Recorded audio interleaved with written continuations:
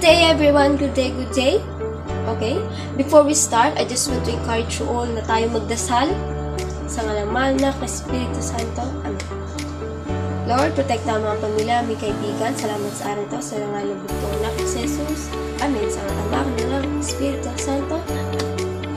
Thank you for that prayer. Are you okay right now? Are you good? Okay. Thank you. Na kayo ay ayos lamang. Gusto ko lang malaman sino ang absent ngayong araw. Sabihin lang kanyang surname. Okay. We have a perfect attendance right now. Oh, that's great. It's a good news. Okay, my name is Dulay Carlin Joy, but you can call me Binibining Carlin. Are you excited the new topic today or new learning? Okay. Kita ko naman sa inyo mga mukha na excited na kayo. But before we go to our new topic, I just want to know if you remember our topic last time, or topic natin kahapon. Please raise your hand before you answer. Okay, it's all about political dynasty. Ano nga po political dynasty? Political dynasty isang pamilyang namumuno sa lugar at naipapasa sa kanilang kapamilya ginagampanan sa pamahalaan. Okay, included dito ang dugo, kadugo, or by marriage. Thank you.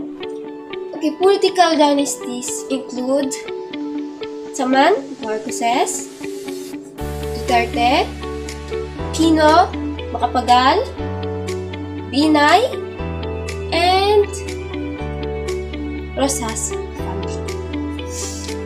There's a lot of debate about the effect of political dynasties here in Philippine society. Okay, salamat dahil tatandaan nyo our topic last time or last meeting. Ngayon ay dumako na tayo sa new topic na tatalakayin ni Ginoong Gonzales. So ayun, maraming salamat sa iyo, Miss Dulay. My name is Daniel Gonzales. So bago tayo pumunta sa ating discussion, may palaro muna tayo. So, ang laro natin ay Guess the Jumble Word. So, ang instruction lang nito, huhulaan nyo lang yung mga nakarumble na word, tapos ay na yung magiging sagot. So, huwag kayong mag-alala, may clue dito. Ang clue dito ay kailangan natin i-scan ang QR code para makita natin yung clue. So, ready na ba lahat? Ready na ba ang cellphone para mag-scan ng QR code? So the first jumble word ay scan na mga estudyante, scan na. Yun, may nauna tayo, no? Si Mr. Wilbert. So, ano ang apelido natin, Mr. Wilbert? Tolentino. So, ano, pakibasa ang clue. Ayun, sila ang taong nagsasagawa ng terorismo. So, ano ang sagot, Mr. Wilbert? Terorista. Tama. So, ang terorista ay sila ay nagsasagawa ng pananakop o dito sa ating bansa. So, ang example dito, anong 2016, no? Noong 2016, sa bandang baba ng Pilipinas, ay yung may lugar doon na Mindanao na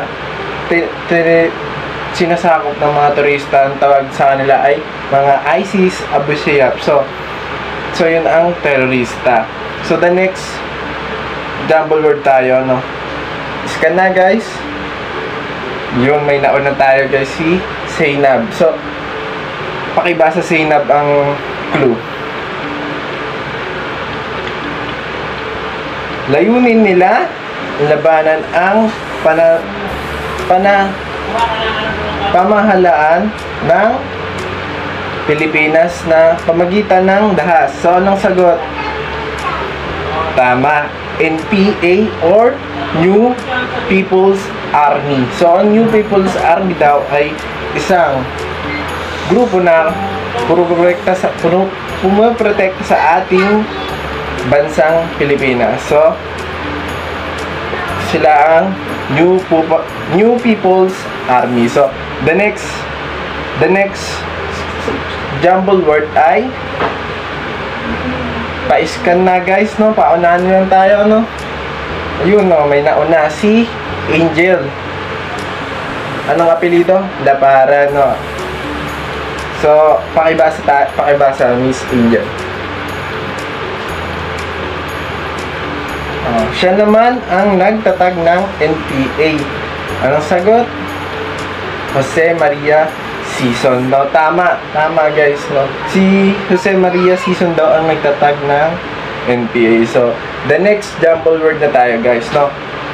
Last jumble word na tayo, guys. Kaya galingan na natin, no? Pa-scan na tayo, guys.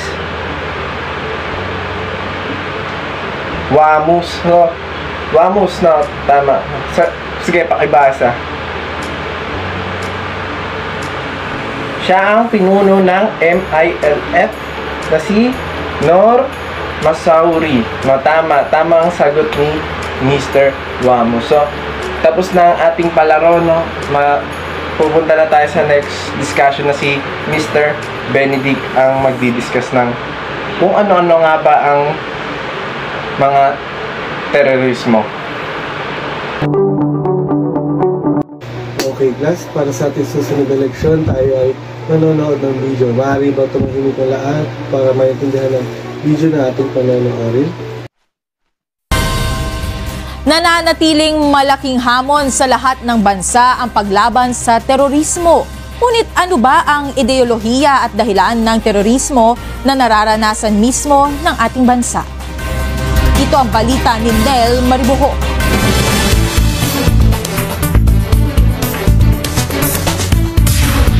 Kasama na sa hamon sa isang bansa ang paglutas sa mga nagaganap na kaguluhan, lalo na dito ang usapin sa terorismo kung saan itinuturing ito na isa sa mga seryosong problema ng isang gobyerno. Ngunit ano nga ba ang ideolohiya na bumabalot sa mga taong nagdadala ng panganib sa isang lugar na ang kanilang misyon ay manira at kumitil ng buhay? Tuwing naririnig natin ang mga insidente ng kaguluhan sa katimugang bahagi ng Pilipinas, minsan maiisip mong wala na yatang katapusan ang paghahasik ng lagim ng mga taong walang ibang layon kundi ang ipahamak ang kapwa-tao. Terorista kung tawagin ng gobyerno ang mga grupong ito na nagdudulot ng kaguluhan. Sa Pilipinas may mga armadong grupo, lalo na sa Mindanao, at ang ilan dito ay tinukoy ng pamahalaan bilang mga terorista. Kabilang dito ang Abu Sayyaf Group, Jemaah Islamiyah at New People's Army. Pangunahing sangkot sila sa mga pambobomba at pag-atake hindi lamang sa mga militar kundi maging sa mga sibilyan sa ilang bahagi ng bansa. Okay class, natapos na natin ang panonood ng video. Naunawaan niyo ba ang video? Okay, itong mating malaman kung naunawaan niyo ang video, magtatanong ako sa dalawang estudyante kung ano insight o natutunan o naunawaan sa video na ato pinanood. Okay, Mr. Garcia, ano yung naunawaan sa video ng ating pinanood? Magaling! Mr. Pisico, ano yung naunawaan sa ating video ng pinanood? Tama. Okay. Terorismo. Ang ideolohiya ng terorismo ay ito ay maaring pagkitil, pagpatay, pagnanakaw, ay yung mga isa sa mga kanilang ginagawa. Ang pinaka-nire-recruit nila sa ang nire-recruit ng mga terorismo ay yung mga kabataan or out of school youth, no? Hindi lamang yun, maaaring ang insight din nila is para sakupin ng isang lugar. Na panood nyo ba yung nangyari sa Maguindanao? Tama, okay. Ayon sa Global Terrorism Index noong 2018, nakapasok ang Pilipinas sa top 10. At tanging ang Pilipinas lang, Southeast Asia, ang nakapasok sa top 10. So, ibig sabihin, tumataas ang krimen sa pamamagitan ng terorismo. Ngayon, pag-usapan naman natin ang terorismo. Akin itong i-discuss mamaya, ngunit nais ko lamang alamin kung ano ba yung mga ideya nyo kapag naririnig nyo ang salita. Yes, Ivy? Tama. Tungkol din ito sa pananakop ng isang lugar o ng isang bayan. So, ano nga ba ang terorismo? Ito ay tumutukoy sa sadyang paglikha at pagpapalaganap ng takot sa pamamagitan ng kaharasan sa kagustong magkaroon ng pagbabagong politikal. Ang terorismo ay isang suliraning pandaigdig. Nasabing ang lahat ng mga bansa at mga tao sa mundo ay hindi ligtas sa kaharasang maaaring maidulot ng mga terorista. Itong mga huling dekada, ang mga terorismo ay isa sa mga pinaka-controversial na isyong pandaigdig. Simula 1970s at 1990s, naging bahagi na ng pambansa at pandaigdigang pulisya ang pagsugpo o pakikibaka laban sa mga terorismo. Ayon kay Bruce Hoffman, isang political analyst, ang terorismo ay tumutukoy sa sadyang paglikha at paglaganap ng takot sa pamamagitan ng kahirapan o pagbabanta ng kaharasan sa kagustuhang magkaroon ng pagbabagong politikal.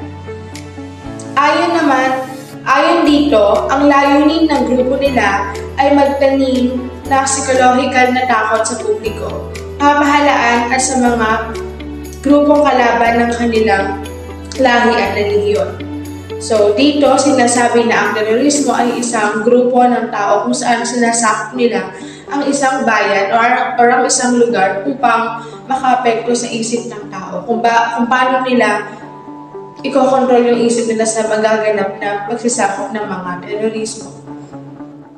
Halimbawa na lamang nito ay ang act of terror na nangyari sa ating bansang Pilipinas ay ang Miranda bombing noong Agosto 21, 1971. Bukod pa rito ay ang Sidapan kidnapping na naganap noong 2000.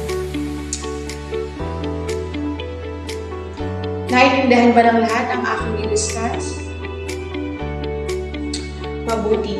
So, ngayon magkakaroon tayo ng quiz at ibibigay ko na lang sa inyo ang code, ang QR code upang doon na lamang i-scan at sagutan ang ating quiz ngayong araw. So, dito na nagtatapos ang ating klase. Naway ang lahat ay may natutunan sa ating klase ito. Thank you, class, and goodbye. Okay class, para sa assignment nyo ngayon, gumawa ng isang essay na naglalaman ng 3 hanggang 5 pangungusap na naglalarawan sa tanong na ano ang mabisang paraan para makontrol at masugpo ng terorismo sa sariling bansa? Ipaliwanag. That's all for today, class. Have a nice day and see you tomorrow.